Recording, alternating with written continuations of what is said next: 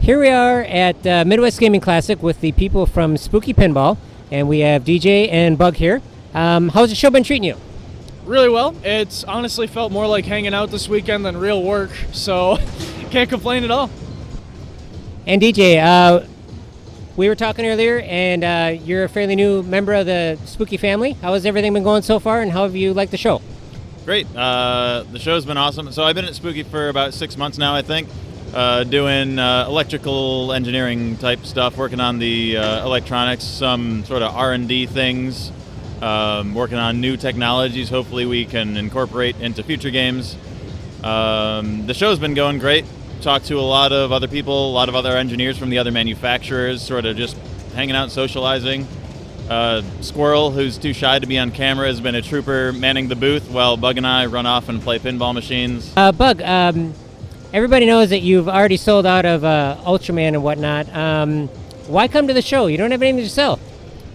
So a lot of people still really want to have a chance to play the games at the show. I mean, I know when I come to show, I like when companies bring everything they can. So, like their old titles, their new titles. I mean, JJP has Waz and Hobbit here, and I'm like, heck yeah, I want to play that.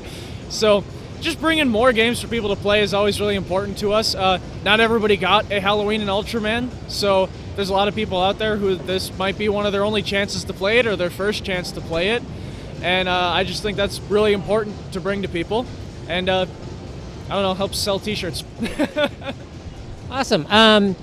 I do follow you on the Facebook page with Spooky Pinball. It was mentioned that you're going to be ramping up production, or what are your goals, or I guess how are you going to do that? Because it seemed like a pretty big goal that I saw that you're shooting for. What are your strategies for that? Hiring lots of people is definitely a big one. Me personally and plenty of others in the shop have done tons of training on new people, just making sure that we can get the numbers we need to get.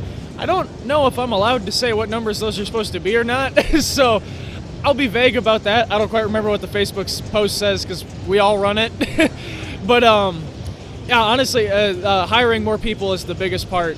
But the nicest thing was going into Halloween/Ultraman was we knew we were going to try and build a lot more of them, so we tried to design it in a way that would make it easier to manufacture. And despite having multiple playfields on it, it's surprisingly easy to get done on our line right now, and I'd like to say we're hitting a very good stride now. It's always hard at the start of a new run to get things running as smoothly as you can, get everything fine-tuned. You're still making last-minute changes no matter what. All right, I had a question from Mark's Basement Arcade. His first question was, how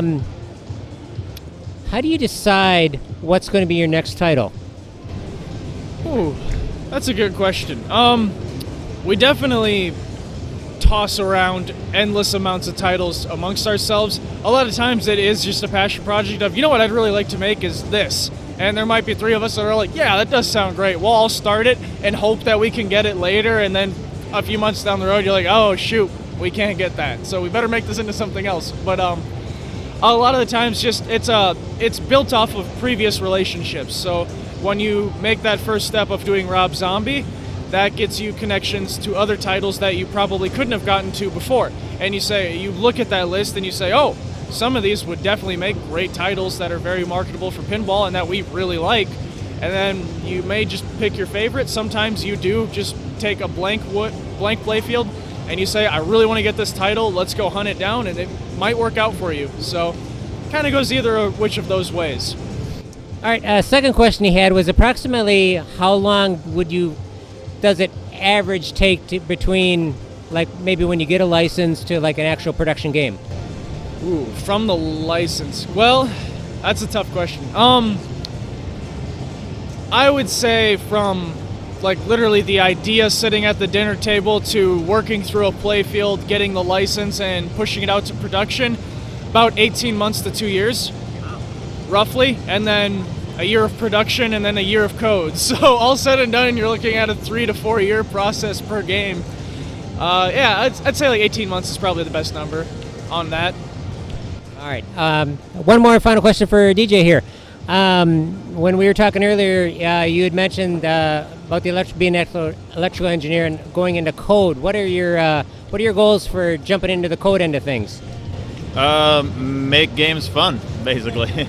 Obviously, we honestly strive to meet sort of the. I'm not an animator, but we want to make the game on the screen look as good as JJP. They do a great job of fitting a whole bunch of stuff into their games and the display as well. And we also want to make the code have enough depth for really good players to have fun with it for hours, or years, ideally, for if they own it as a home game. Just trying to make fun games, really. All right. Well, I really want to say thank you very much for the interview, and I've been following Spooky since the beginning, especially since the the podcast days and whatnot. So, thank you very much for coming. Is there anything else you wanted to add?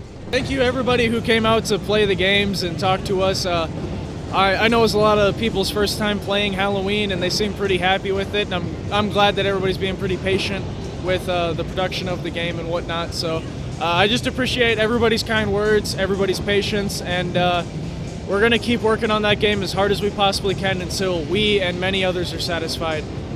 I hope everybody really enjoys Halloween and Ultraman. We're working really hard. Dave's brain, I think, is like on fire every day as he's in the office coding all day, getting features in that people are asking for.